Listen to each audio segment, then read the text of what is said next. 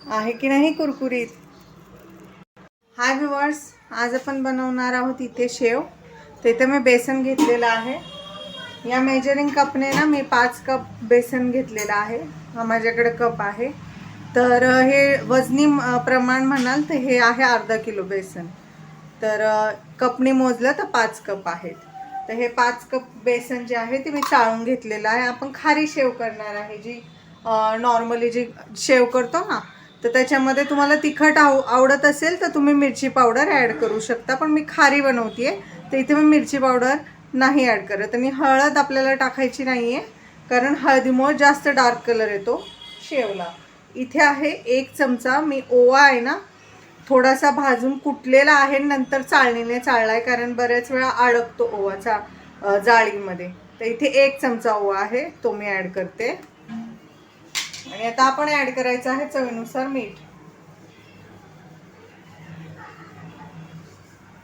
हे पहा, इथं मी घेतलेलं आहे 1 ग्लास पाणी. आता आपल्याला जसं पाणी लागेल ना ह्या शेवेसाठी तसं ॲड करायचं. एकदम जास्त पाणी टाकायचं नाही, थोडं थोडं पाणी टाकून मिक्स करायची आहे. आणि पिठाचा आपल्याला गोळा मळायचा आहे.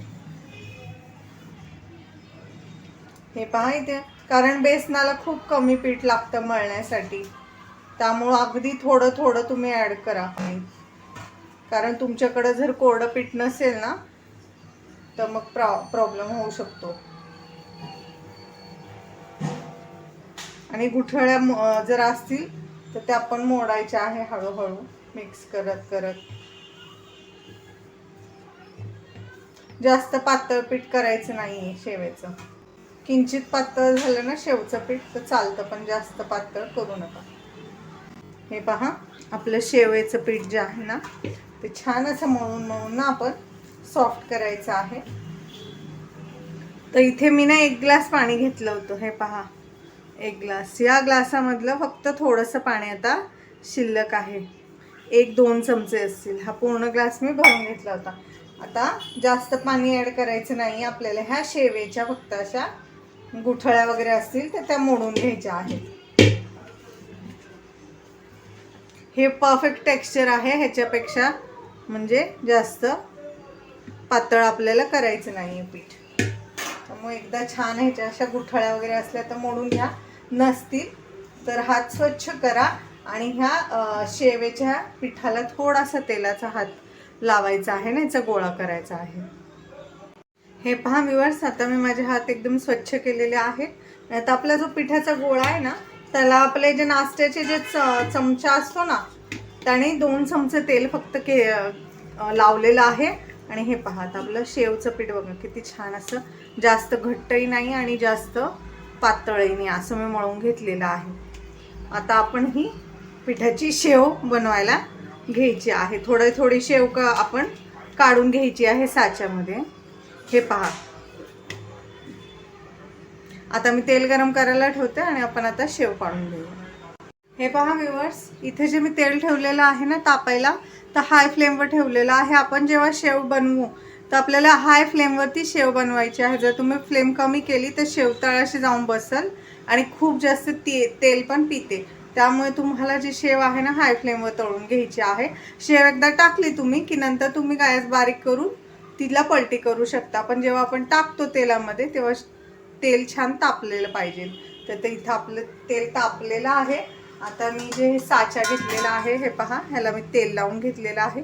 मी ही ताटली घेतलेली आहे शेवेसाठी, थोडी जाड. जर तुम्हाला बारीक शेव करायची असेल तर तुम्ही बारीक ताटली लावू शकता, किंवा तुम्हाला ह्याच्यापेक्षा जास्त मोठी हवी असेल तर तशी पण घेऊ शकता. तुमच्या आवडीनुसार तुम्ही ही शेवेची ताटली निवडू शकता. आता आपण छानपैकी असं हे पीठ जे आहे ना व्यवस्थित पूर्ण साच्यामध्ये भरून घ्यायचं आहे. दाबून भरायचं आहे म्हणजे जास्त ही हवा वगैरे राहत नाही साच्यामध्ये. आता हे पहा, आता मी ह्याला झाकण लावून घेते. हे पहा व्ह्यूअर्स, आता आपण शेव काढतोय. जास्त झाड घाणा आपल्याला ना शेवेचा काढायचा नाही आहे, नाहीतर आहे ना मधी मधी शेव कच्ची राहते. त्यामुळं फक्त अगदी पातळ काढायचं आहे. एकच वेळा घेतलेला आहे म्हणजे. आणि आता ना शेव थोडीशी सेट होऊन द्यायची आहे कढईमध्ये. आणि मगच तिला पलटी करायची आहे. आणि आता तुम्ही गॅस आहे ना मीडियम करू शकता. हे पहा मी गॅस मीडियम केलेला आहे कारण आपलं छान असं तेल तापलेलं आहे. आणि कधी पण आहे ना तुम्हाला ही शेव पलटी करायची तर 2 चमचे घ्यायचे, म्हणजे जे तेल आहे ना ते तुमच्या अंगावरती उडणार नाही गरम गरम. आणि छान अशी ही प्रेस करून ही शेव छान अशी कुरकुरीत होईपर्यंत तळून घ्यायची आहे.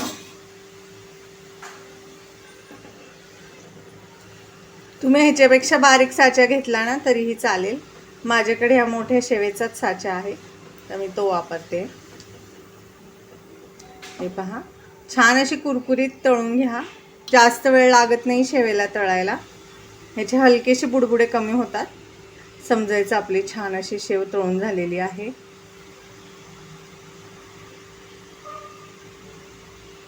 हे पहा आता आपल्या शेवेला पण छान कलर आलेला आहे.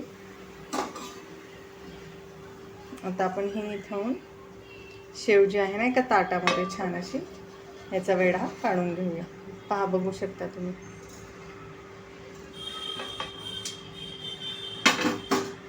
आता आपण अशाच प्रकारे शेवेचे वेढे काढून घ्यायचे आहेत.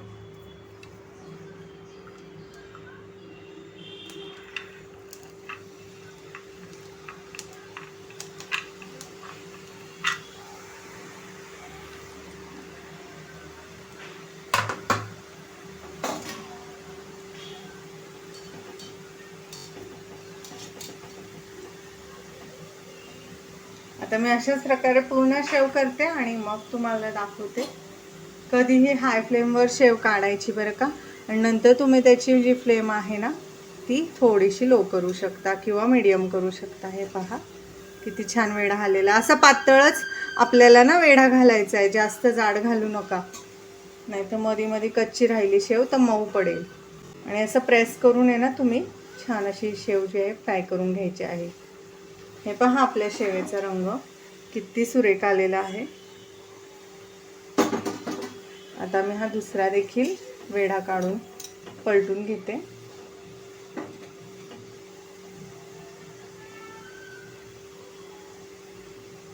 ही शेव अगदी झटपट होते.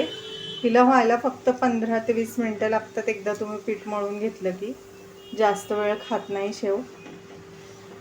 त्यामुळे जर तुमच्या घरी आवडत असेल तर नक्की बनवा. हे पहा आता बबल्स एकदम कमी झालेले आपल्या शेवचे. तर आता आपण ही शेव काढून घेऊया. हे पहा तर हे आपली दुसरा वेढा आहे. आता मी अशाच प्रकारे पूर्ण शेव काढते आणि मग तुम्हाला दाखवते आपली शेव किती छान कुरकुरीत झाली ते. हे पहा व्ह्युअर्स आपली मस्त अशी शेव दिसते ना, छान टेस्टी टेस्टी खारी शेव. तुम्ही देखील नक्की बनवून पहा. तुम्हाला जर कुठला चिवडा आवडत असेल त्याच्यात तुम्ही ही शेव ॲड केली तरीही खूप छान लागते आणि अगदी कुरकुरीत आणि झटपट होते. फक्त मला 20 मिनटं लागलेली आहे अर्धा किलो शेव तळण्यासाठी. ही झटकीपट तयार होते आणि स्वादही खूप छान लागतो हिचा. तुम्हाला आवडत असल्यास तुम्ही ह्याच्यात मिरची पावडर टाकू शकता आणि तिखट शेव बनवू शकता.